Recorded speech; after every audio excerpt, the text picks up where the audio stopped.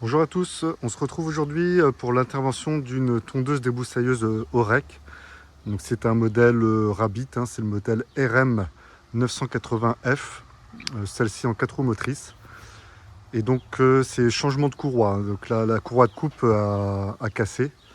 J'ai pris un caillou, hein, au niveau de la lame, sur un talus, ça a stoppé, ça a bloqué net la lame et ça a cassé la courroie.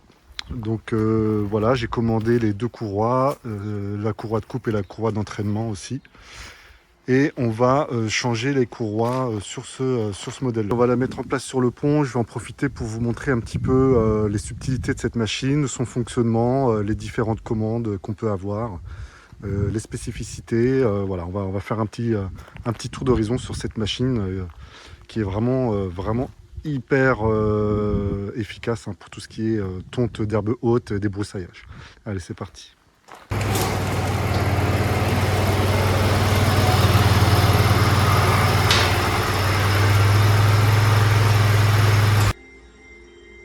Ok, donc ce modèle de chez Orec, donc c'est un moteur Bridgestone. Celui-ci, c'est un 23 chevaux bicylindre. Donc le plateau de coupe, c'est un plateau type gyrobroyeur avec dessus des couteaux. Alors ces couteaux, ils sont pivotants, ce qui permet, eh ben, en cas de, en cas, voilà, voilà, en cas de rencontre d'éléments un peu plus durs à couper, ça permet au couteau d'être protégé et de pouvoir pivoter.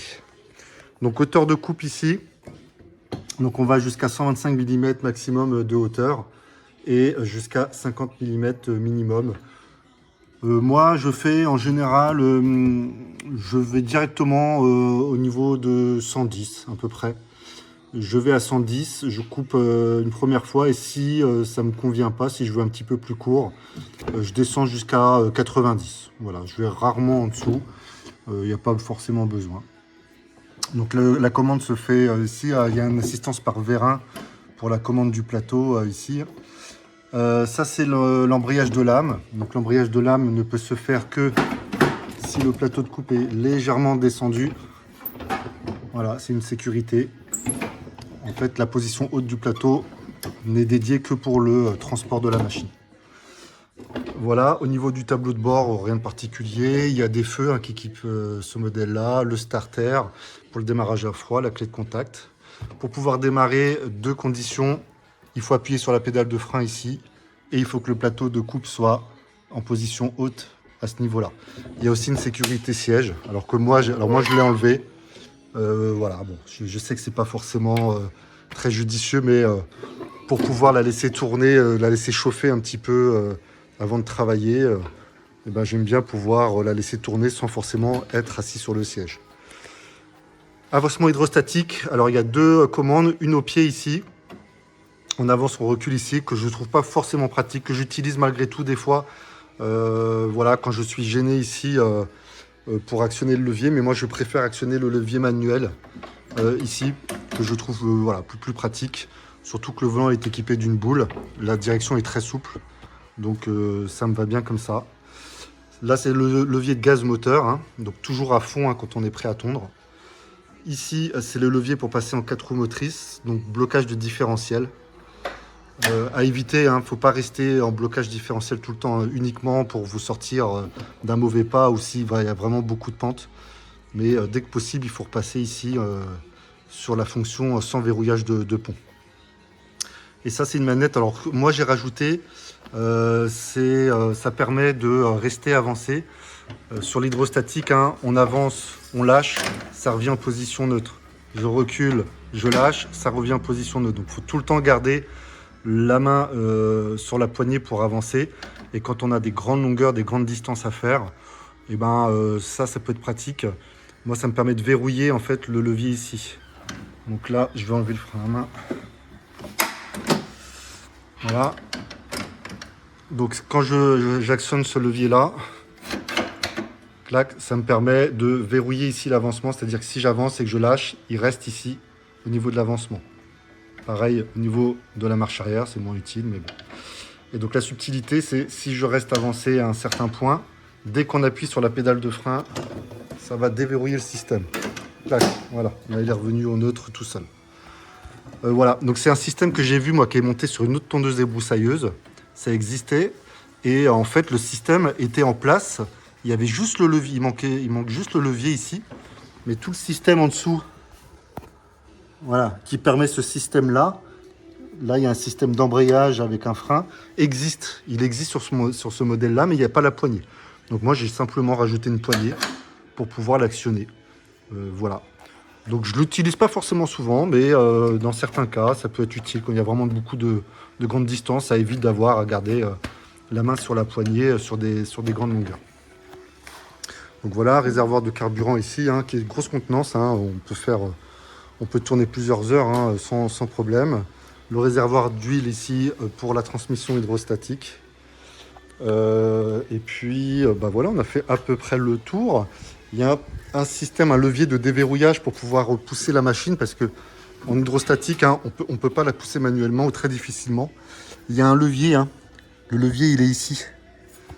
Là, ce levier-là, on peut l'actionner, on déverrouille la boîte hydrostatique et à ce moment-là, on peut pousser la machine à la main.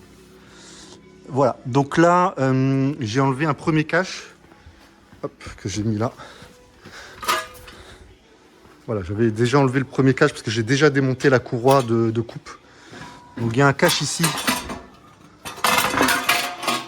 qui est monté, voilà, qui est monté avec deux vis. Donc une vis là et une vis ici. Et donc ce cache là, on l'enlève et ça donne accès à la poulie moteur. Et sur la poulie moteur, j'ai la courroie de coupe qui va être en bas ici et la courroie d'avancement qui est ici en haut. Voilà, donc là je vais changer les deux courroies. De toute façon, il y en a une qui a été sectionnée, hein, donc elle n'est plus en place, je l'ai enlevée. Et la courroie d'avancement, elle est bien abîmée, bien déchiquetée aussi, donc on va en profiter. On va changer les deux. Hop, allez, c'est parti. L'accès des courroies va se faire en dessous ici et en dessous le siège là pour avoir accès au plateau. Allez, c'est parti, on démonte ça.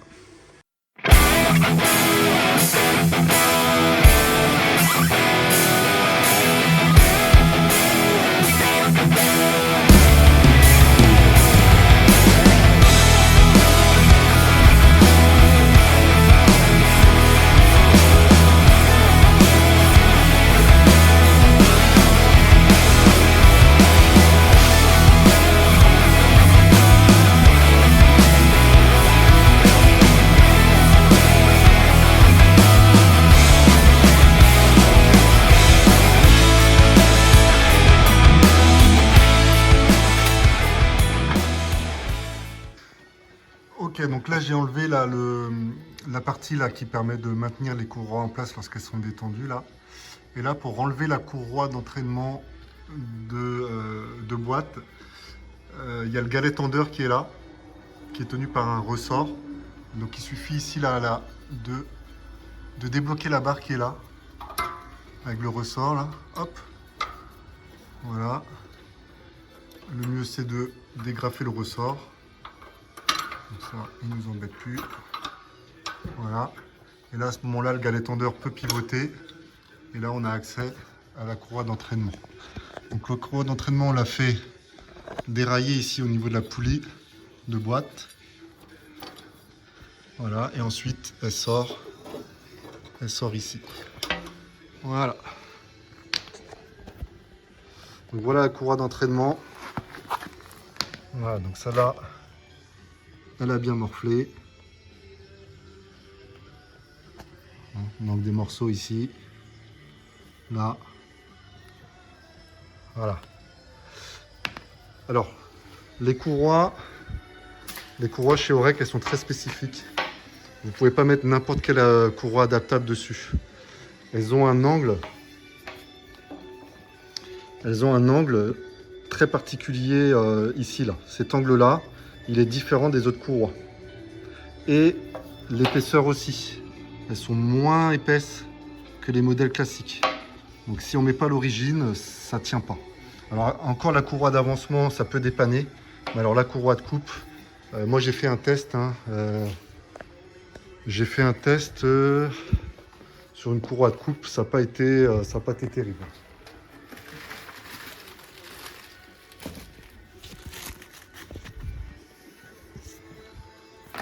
Donc voilà ce que ça donne si on met une courroie adaptable. Voilà. En fait, la largeur de la courroie ici, elle est trop large. L'angle ici n'est pas bon. Et du coup, ça vient déchiqueter la courroie. Donc ça l'a servi environ 3 heures. Cette courroie-là, elle était neuve. Hein, c'était de la marque, hein, c'était du Dunlop. C'était une courroie Dunlop. Bon, ça n'a pas fait l'enfer. Donc là, il faut mettre des courroies. Alors, soit d'origine, mais elles valent très cher. Soit il faut mettre ça existe de l'adaptable, mais de l'adaptable vraiment prévu pour cette machine. Voilà, donc là on va pouvoir remettre la courroie d'avancement en place parce qu'elle se trouve en haut sur la poulie. Et ensuite en dessous on va pouvoir mettre la courroie de coupe.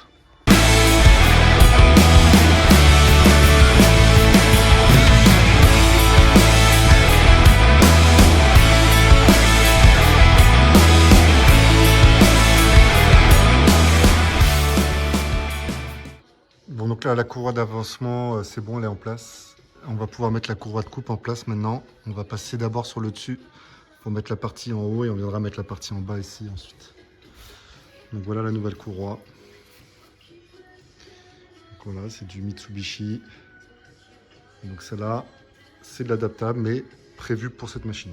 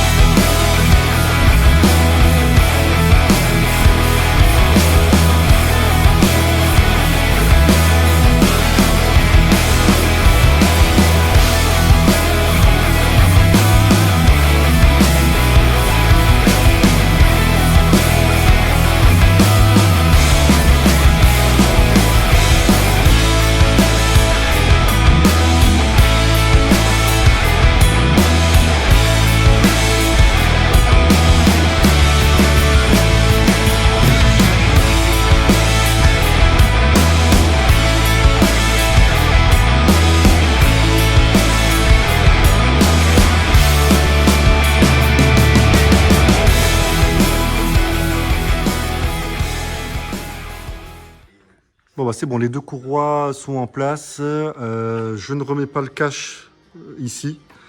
Déjà ici, là, je vais mettre un insert parce que c'est chiant. Il y a un écrou derrière pour l'enlever. Là, la vis qui est là, elle est très chiante. Donc je vais fixer un insert comme ça, je pourrais fixer la vis directement dessus. Et puis surtout, donc là, j'ai pu avoir la courroie ici pour la courroie de coupe avec la référence OREC. Par contre, la courroie d'avancement, c'est pas la bonne. Celle-là, c'est une que j'ai trouvée en dépannage. Donc il faudra que je la rechange plus tard. Donc je remonte pas le cache parce que de toute façon, il faudra que je l'enlève plus tard. Pour faire la vidange moteur, c'est ici. Vous avez le bouchon de vidange du moteur qui est déporté là par le tuyau noir là et qui arrive ici. Donc c'est plutôt simple. Hein. On met un bac en dessous pour vidanger le moteur. Et donc le filtre à huile se trouve à ce niveau-là, sur le côté du moteur. Voilà, donc moi je fais une vidange par an, comme ça je suis tranquille. Tout ce qui est transmission hydrostatique, alors on n'est pas censé y toucher, normalement ça ne se vidange pas. Éventuellement faire un complément s'il y a besoin avec la bonne huile. Voilà, mais on ne vidange pas les boîtes hydrostatiques, c'est toujours un petit peu sensible ce type de boîte-là. Ça peut être très compliqué à réamorcer, donc le constructeur préconise d'intervenir que en cas de vraiment de panne, mais pas forcément d'entretien particulier. Au niveau des couteaux, donc les couteaux ils sont là. Donc c'est des couteaux pivotants. Hein. Donc moi à chaque tonte je les nettoie. Donc j'enlève l'herbe qui est entre les deux. Il faut que le couteau puisse bien pivoter, faire le tour ici. Donc là je ne l'ai pas fait. Donc voilà, il faut que je nettoie, que j'enlève l'herbe qui coince un peu les couteaux. Donc ce couteau-là, il est bien fatigué. Hein. Il a déjà été utilisé sur ce premier côté-là et réaffûté un certain nombre de fois. Et ce côté-là, je l'ai inversé il y a en début de saison. Hein. Donc ça va vite. Hein. J'ai déjà réaffûté plusieurs fois. Et là, on voit qu'il commence à s'arrondir ici. Donc le problème de ces couteaux-là, c'est que si on les affûte trop, au bout d'un moment, on enlève de la matière et ils perdent de leur poids. Et donc ils ont besoin de leur poids hein, pour être centrifugés avec la vitesse de coupe. Donc j'en ai quand même commandé, là je les ai reçus. J'ai commandé ces 2 couteaux-là. Donc c'est des couteaux réversibles. On peut les changer de côté quand ils sont usés. Voilà, donc je vais attendre encore, je vais finir la saison je pense avec ces couteaux-là. Et puis en fin de saison je les changerai. Hein. Il faut enlever ici un contre-écrou. Hein. Alors c'est chiant parce que le couteau pivote. Donc moi j'ai un tube carré là qui fait juste la bonne taille que je viens ici mettre sur le couteau pour le maintenir. Et je viens desserrer le contre-écrou, puis le second écrou qui est en dessous, en bas. Voilà. Et en dessous c'est une tête plate. Donc on ne peut pas mettre de clé, hein. Donc il faut trouver un moyen pour tenir le couteau ici. Voilà, donc le carter de coupe, hein, rien de particulier. Hop. Ici on a des graisseurs. Alors les graisseurs, là c'est pareil, ça je le fais une fois par an. Dès que je fais la vidange, j'ai des graisseurs tout le tour sur chaque axe. Là, les pneus, c'est des pneus 6 plis, hein, donc ils sont épais. Ça évite de prendre ça évite qu'ils soient percés. Alors ça arrive malgré tout. Donc, moi je mets des chambres à air, donc je les change au besoin. Et puis sinon après, hein, c'est en dépannage. J'ai déjà mis de la bombe anti-crevaison hein, dans les chambres à air pour dépanner. Après c'est rare. Hein. Pourtant je passe dans des ronciers énormes, des ajoncs. Et j'ai dû crever 2 fois, je crois. Et dont une fois, c'était un bout de grillage métallique hein, qui était venu transpercer le pneu. Ça doit être celui-là. J'avais transpercé le pneu avec un morceau de métal. Donc là, de toute façon... Après, je sais qu'on peut les remplir d'une espèce de mousse expansive. Mais ça ne doit pas être donné. Je ne me suis pas renseigné encore là-dessus. Donc voilà, bah, écoute, on a fait à peu près le tour de la machine niveau entretien, réparation. C'est de la bonne machine, hein, c'est fiable, ça fait du boulot. Après, voilà, c'est un certain coût. Surtout les pièces Orec d'origine, elles sont extrêmement chères. Donc si on peut trouver l'adaptable, c'est mieux. Et puis bah, voilà, puis je vous ferai une petite vidéo sur de quoi est capable la machine, sur le genre de chantier sur lequel elle se trouve bien. Ça fera l'objet d'une prochaine vidéo. Voilà, bah, n'oubliez pas de vous abonner et puis à bientôt pour d'autres vidéos. Ciao.